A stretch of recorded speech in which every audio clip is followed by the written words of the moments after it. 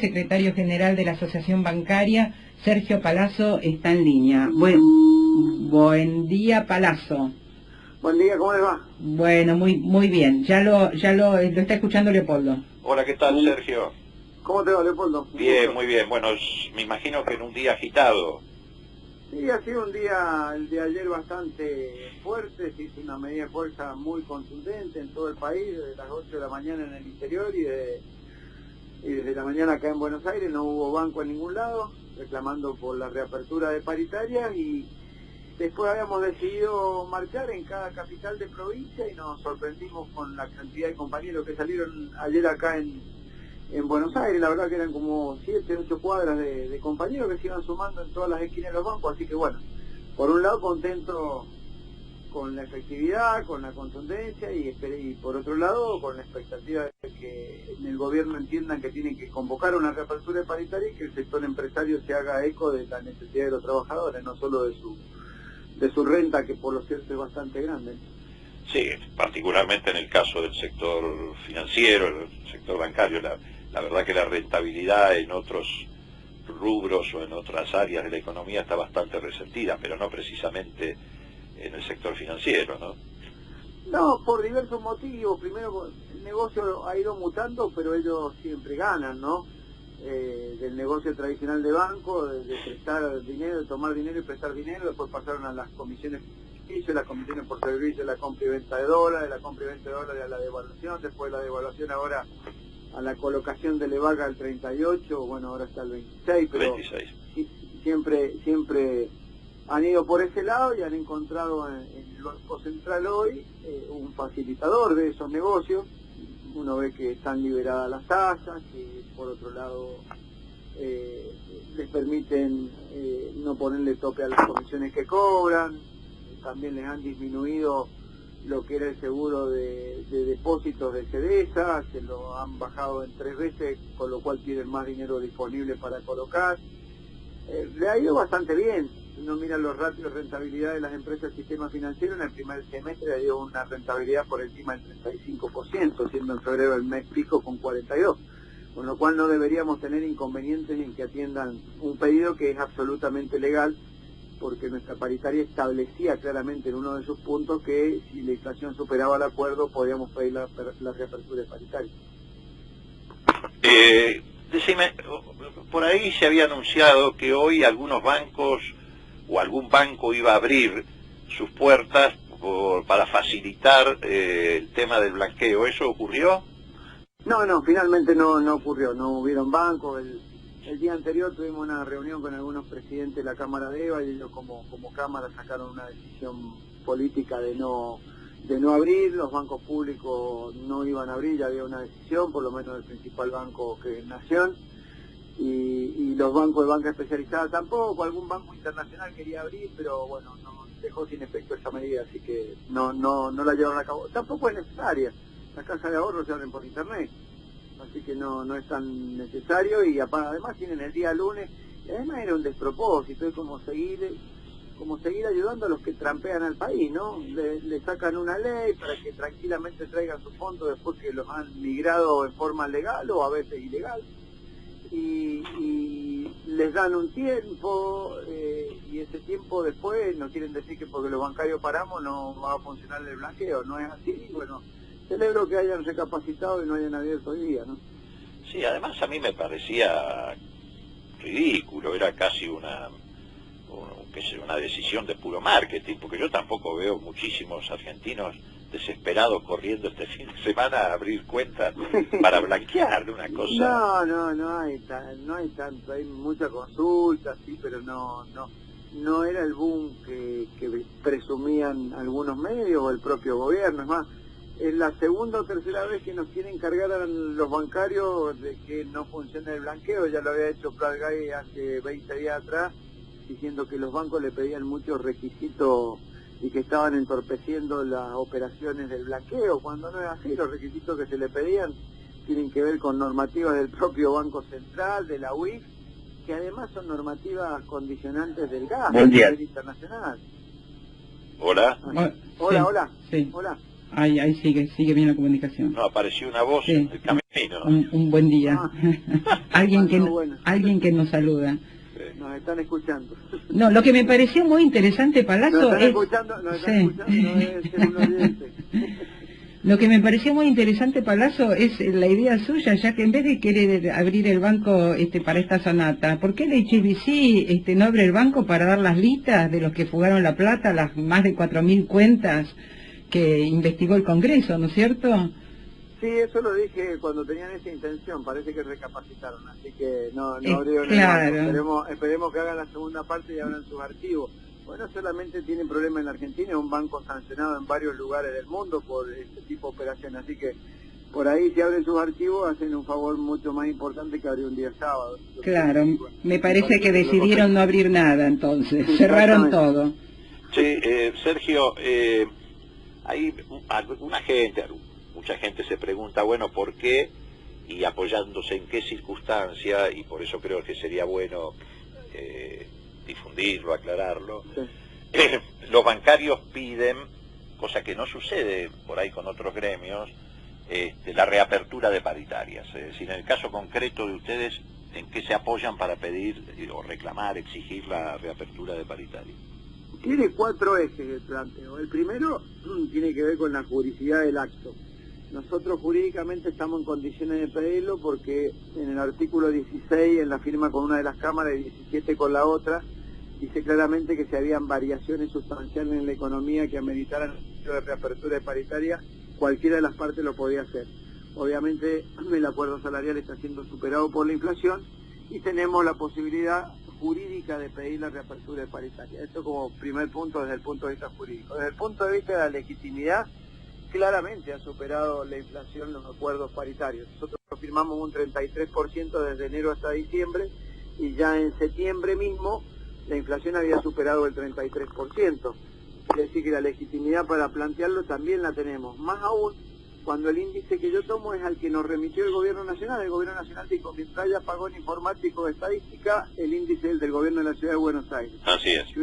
Si uno suma el índice del Gobierno de la Ciudad de Buenos Aires más INDEC desde que empezó a dar estadísticas nuevamente, supera el 33%. El tercer eje tiene que ver con la carga tributaria del salario. La decisión del presidente de la Nación de corregir el tema del mínimo en diciembre o enero, eliminando el decreto del 2013 que ponía una línea entre quienes pagaban y quienes no pagaban.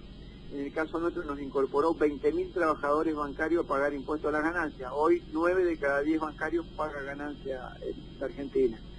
Y el cuarto punto tiene que ver con el nivel de rentabilidad de las empresas en las que trabajamos. No son, como decías vos al principio, no son pymes o sociedades argentinas de la industria que le está yendo mal, precisamente les ha ido bastante bien. Entonces tenemos juridicidad en el reclamo, legitimidad del mismo y sobre la base de los índices propios que nos remite el gobierno a observar.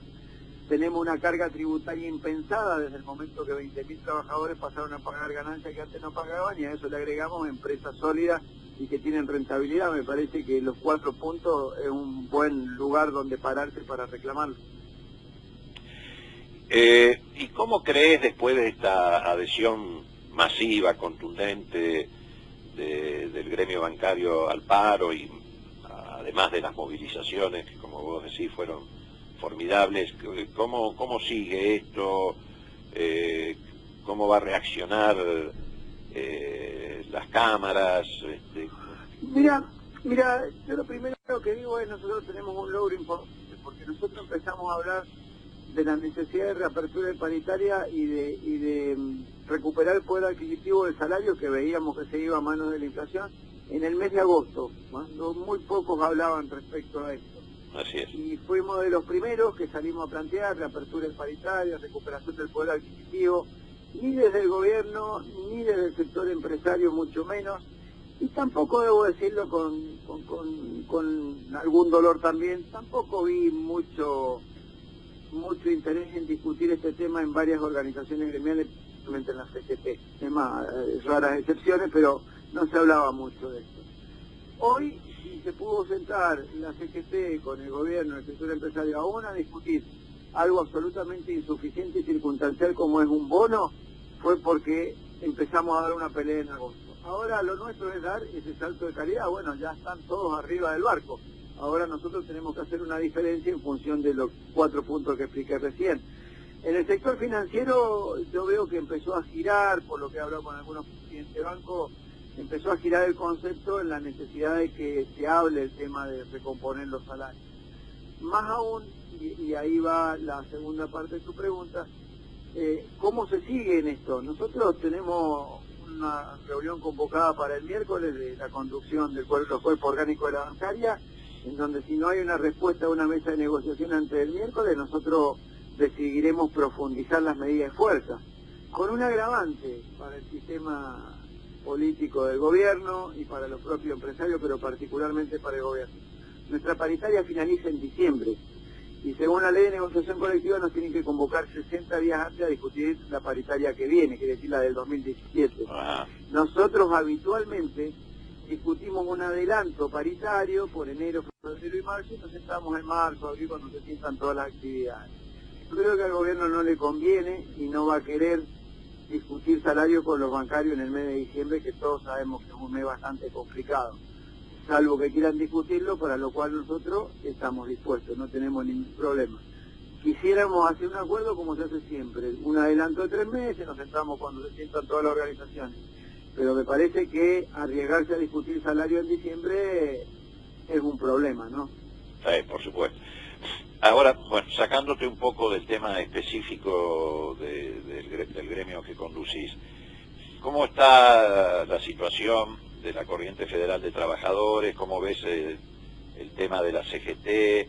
Porque por ahora son idas, vueltas, hay bastante confusión en torno a esto, que el bono se va a pagar acá, pero allá no, que los estados provinciales no tienen el dinero, menos... Bueno, nosotros desde la Corriente Federal tenemos una mirada crítica sobre la conducción de la CGT y sobre el accionar, particularmente la CGT, porque la conducción, bueno, son compañeros que están ejerciendo un cargo, a título personal no tengo nada para decirles, más, al contrario, soy amigo de varios de ellos, pero en cuanto a política y discutir política, yo no acuerdo con determinadas cosas. Por ejemplo, me parece que poner a la CGT en situación de acuerdos con el gobierno del sector empresario bajo un pomposo título de diálogo social, como decía el cartel de esa reunión famosa del bono, es cuanto menos consolidar la inequidad y la injusticia que hay en la Argentina bajo los parámetros en los que se está desarrollando ese diálogo,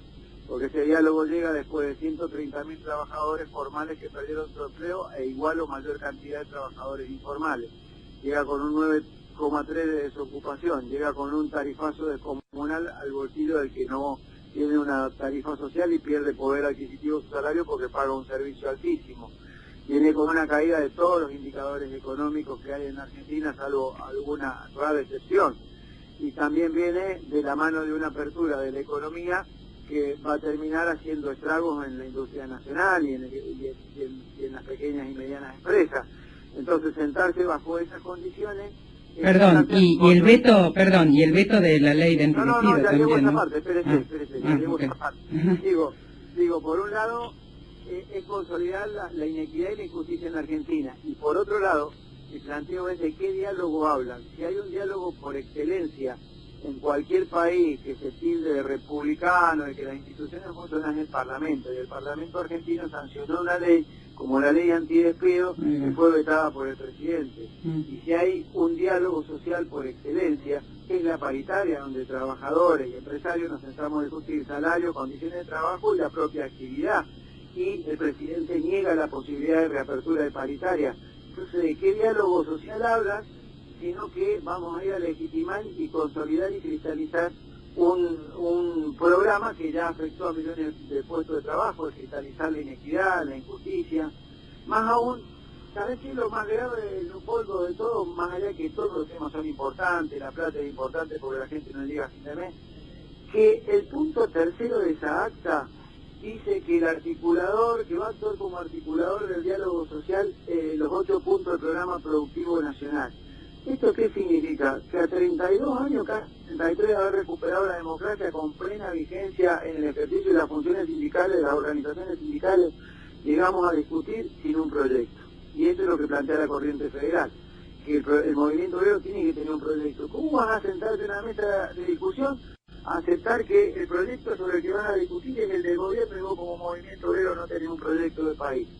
Cuando ese proyecto de 8 puntos, uno de ellos dice disminuir la litigiosidad de la Argentina. Te están hablando de una nueva ley de RT que en lugar de prevenir van a poner una traba burocrática más para que el trabajador no cobre, o que otro de los puntos dice la inserción inteligente de Argentina en el mundo, cuando en realidad le están diciendo que el cambio de nos vamos del Mercosur y hacemos acuerdos con el Transpacífico, que no solo es disminución de la calidad de vida de los trabajadores argentinos, sino pérdida de soberanía política, porque no podés discutir nada de esos acuerdos, es a libro cerrado que se vota.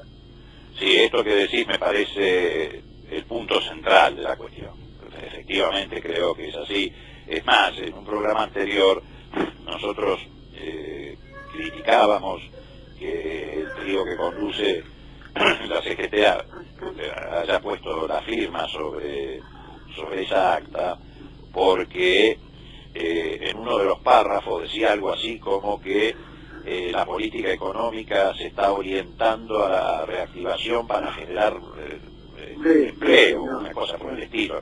Pero es un verdadero desatino firmar eso. Sí, no, claramente no estamos de acuerdo. Y también nos estamos dando una discusión en la corriente federal que es necesario seguir construyendo esos 26 puntos que hicimos de un programa y enriquecerlo con aportes de intelectuales, sectores políticos. Hablamos también de invitar a diversidad ideológica a discutir el proyecto, no encerrarnos ni encapsularnos en un solo lugar. Un debate que nos dimos el otro día es: nosotros tenemos que ser una expresión del movimiento obrero que discuta poder en Argentina y que discuta un modelo de país, y no caer en la tentación de terminar siendo el brazo sindical de ningún partido político, de ninguna política. Tenemos que estar un peldaño por encima de eso, más allá que somos hombres políticos, cada uno milita en su espacio y cada uno tomará una decisión, y ojalá sea una decisión colegiada de acompañar a alguien, pero tenemos que buscar a alguien que exprese el modelo de país que nosotros estamos plasmando en este programa, no ir a la raza de ser el brazo sindical de un determinado sector político, porque no sería un error. No, sin lugar a dudas. Bueno, Sergio, te agradecemos muchísimo tu intervención en el programa, como siempre esclarecedora respecto a las reivindicaciones de tu gremio, pero también respecto a la necesidad de gestar en Argentina un espacio político sindical identificado con un proyecto de país. Así que muchísimas gracias. Gracias a ustedes, un abrazo. Hasta luego.